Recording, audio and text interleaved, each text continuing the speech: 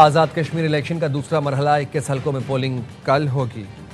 Muzaffarabad division की 9 और मुहाजिरीन की 12 नशिस्तों पर वोट डाले जाएंगे। Chairman peoples party Bilawal Bhutto Zardari कहते हैं, कश्मीर के आवाम को वही हुकूक दिलवाना चाहता हूं जो हर पाकिस्तानी को हासिल हैं। उनमें सबसे पहले हक हाकमियत है। हक हाकमियत के लिए कल तीर पर मोहर लगाएं। कश्मीर की हुकूमत और मुस्तकबिल के फैसले कश्मीर के आवाम करें।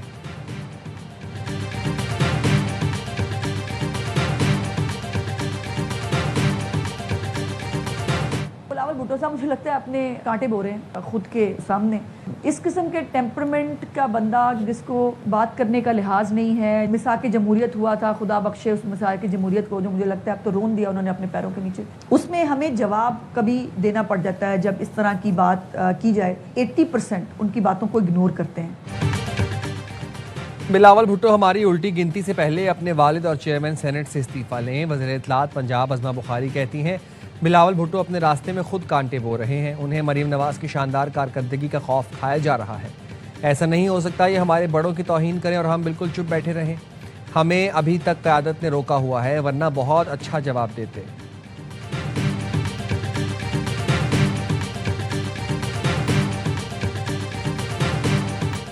मुनासिब नहीं है आप कहें वज़ीर आज़म फॉर्म 47 का है, तो सदर ने जो वोट लिए हैं वो किस फॉर्म के एक दूसरे बरखुरदार हैं। वो फरमा रहे थे सिस्टम जो है ये बस अब खत्म हो चुका है। और भाई इस सिस्टम में तुमने 30 साल का सफर 3.5 साल में तुम कहां से चले हो और कहां पहुंचे।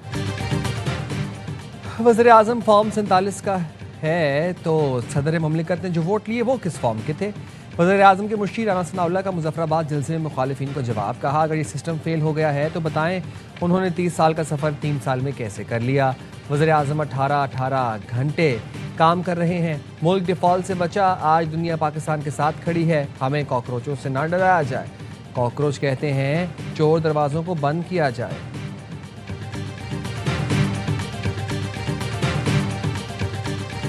पाकिस्तान में एडमिनिस्ट्रेटिव बुनियादों पर नए एडमिनिस्ट्रेटिव यूनिट्स की जरूरत है। हम तो बहुत पहले से कह रहे हैं, अब ये हमारी ख्वाहिश नहीं है, पाकिस्तान चलाने की मजबूरी है। जहां जहां इस हवाले से आवाज उठेगी हम उसकी तायीद करेंगे। इंतज़ामी यूनिट्स बनाना ख्वाहिश नहीं रही बल्कि पाकिस्तान चलाने के लिए मजबूरी बन गई। MQM के रहनुमा मुस्तफ़ा कमाल कहते हैं 1951 में मुल्क की आबादी 3 करोड़ 70 लाख थी, जो तो पाकिस्तान के 4 सूबे थे। आज 25 करोड़ हो गई है, तब भी 4 सूबे हैं।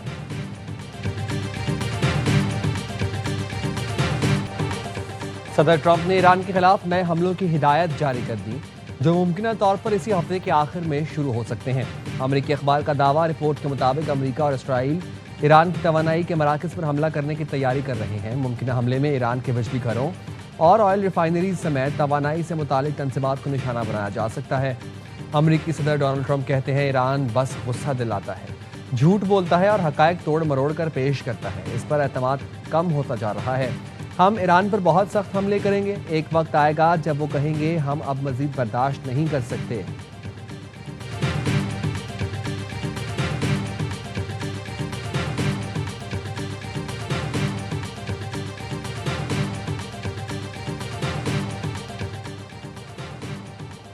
ईरान ने भी इसराइल और अमरीकी तवानाई तंसीबात को निशाना बनाने की तैयारी का दावा कर दिया। ईरानी सरकारी मीडिया के मुताबिक ईरानी फौज के अहदेदार ने कहा, अमरीका या इसराइल की जानिब से हमला किया गया तो ईरान जवाबी कार्रवाई के लिए तैयार है। ईरान ने इसराइल की अहम तंसीबात और खत्ते में अमरीकी तवानाई के मराकज़ को निशाना बनाने के मंसूबे तैयार कर रखे हैं। ईरानी मुसल्लह अफवाज के पास ऐसी कार्रवाई की सलाहियत मौजूद है।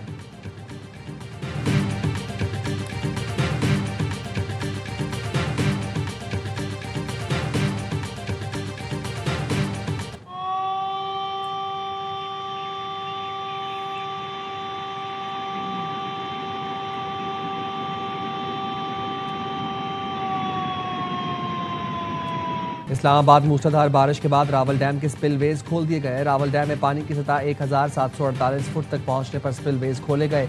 जिला इंतजामिया के मुतल्लिका इदारों को अलर्ट रहने और बरवक्त रिस्पांस यकीनी बनाने की हिदायत। डीसी इस्लामाबाद का कहना है शहरी नदी नालों, बरसाती नालों और तेज पानी के बहाव से दूर रहें। किसी भी हंगामी सूरत हाल में फौरी जिला इंतजामिया या रेस्क्यू इदारों से राबता करें।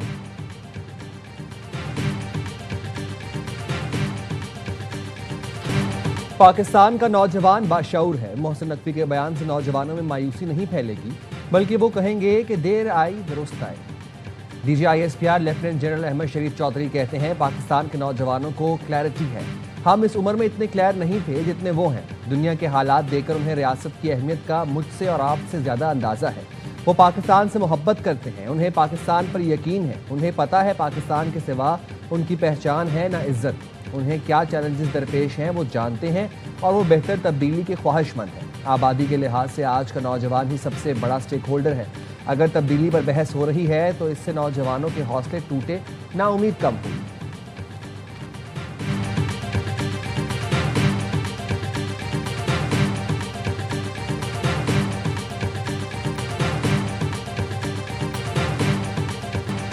नए सूबों का फैसला अवामी उमंगों के मुताबिक होगा। 1972 में आबादी 7 करोड़ और 4 सूबे थे। आज आबादी 25 करोड़ हो चुकी। ये आबादी 3 से 4 गुना बढ़ गई और वही 4 सूबे हैं। DGISPR की press conference, lieutenant general Ahmed Sharif Chaudhry ने कहा, गवर्नर्स का अमल जुमूद का शिकार नहीं रह सकता। वक्त के साथ टेक्नोलॉजी, आबादी और रियासती ज़रूरियात में तब्दीली आती रहती है। आवाम की ख्वाहिशात ही सबसे अहम हैं। मुल्क को दरपेश मुतादिद मसाइल का हल मौसर हुक्मरानी और बेहतर इंतज़ामी निज़ाम से जुड़ा हुआ है। पाकिस्तान की सिक्योरिटी के लिए गुड गवर्नेंस इंतहाई अहम है। देखना पड़ेगा कि मौजूदा इंतज़ामी ढांचा गुड गवर्नेंस की ज़रूरियात पूरी कर रहा है या नहीं। मसाइल हल नहीं हो रहे, इसका मतलब है अच्छी हुक्मरानी के लिए कुछ करना पड़ेगा। गुड गवर्नेंस के लिए अगर इंतज़ामी तब्दीली की ज़रूरत हो तो उसे हो जाना चाहिए और उसे होने दें। फ़ैसले सियासी जमातों, मुंतखब क़यादत और जमहूरी अमल के ज़रिए होने चाहिए। काबिल एहतराम सियासतदानों समेत तमाम पार्टियों की ख्वाहिश है मसाइल हल हो। बेहतर तर्ज हुक्मरानी की ज़रूरत है और हम बरसों से इसकी निशानदेही कर रहे हैं। पाकिस्तान को बेहतर इंतज़ामी निज़ाम की जानिब बढ़ना होगा।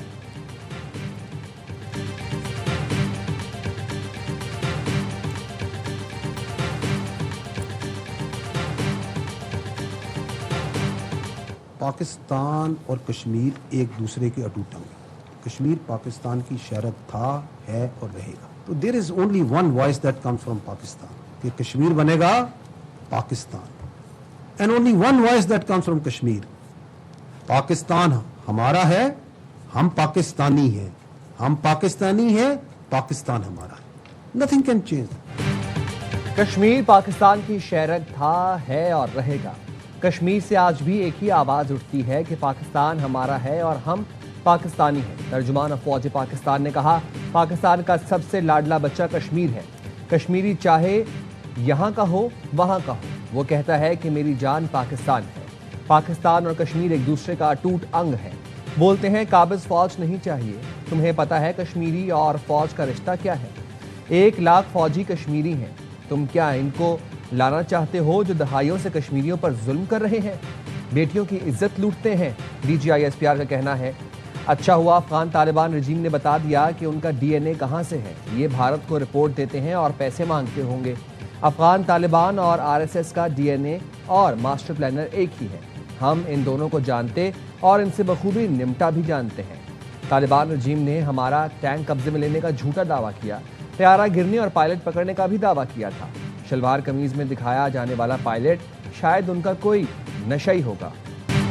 आर्टिकल 5 वाज़ेह करता है, वफादारी सिर्फ रियासत से होगी। हार्ड स्टेट का मतलब रियासत के साथ गैर मशरूत वफादारी है। क्या हम हार्ड स्टेट हैं? नहीं, इसका हरगिज़ मतलब नहीं। मिलिट्री रियासत चला रही है।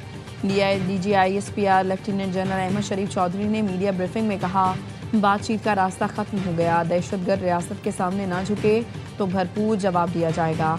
तर्जुमान पाक फ़ौज ने बताया, रवा साल 40,000 इंटेलिजेंस बेस्ड ऑपरेशन हुए। 2084 दहशतगर्दों को जहन्नम वासिल किया गया। धमाकों के 28 वाक़यात हुए। बम धमाकों में ज़्यादातर अफगान शहरी मुलव्वस थे।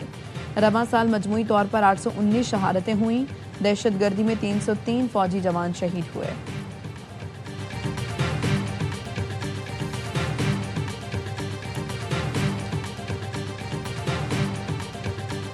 जिंदगी में मेरी जान, अगर आजमाइश और गुमराही ना आए तो नेक और बद का पता कैसे चले?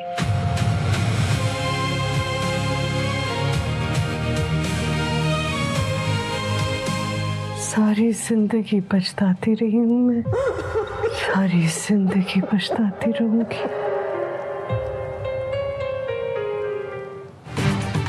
इंतजार की घड़ियां खत्म होने के करीब। थ्रीज एंटरटेनमेंट का मेगा ड्रामा दर निजात आ रहा है आज रात 8 बजे सिर्फ ARY डिजिटल पर। दर निजात में ड्रामा इंडस्ट्री के मशहूर अदाकार शहरयार मुनव्वर, दुरफ शाह सलीम, सहर हाशमी, रुमैसा खान, नमीर खान, सानिया सईद, सबा हमीद और दीगर शामिल। नाजरीन की तवज्जो का खास मरकज़ बनने वाली आलमी मयार के ड्रामे के प्रोड्यूसर सर सलमान इकबाल, सोनिया खान और शहरयार मुनव्वर हैं। कहानी उमेरा अहमद ने लिखी, हिदायतकारी के फ़राइज़ साकिब खान ने अंजाम दिए। दिल को छू लेने वाली कहानी देखना ना भूलिए कल से हर जुमा और हफ्ते की रात 8 बजे सिर्फ ARY डिजिटल पर।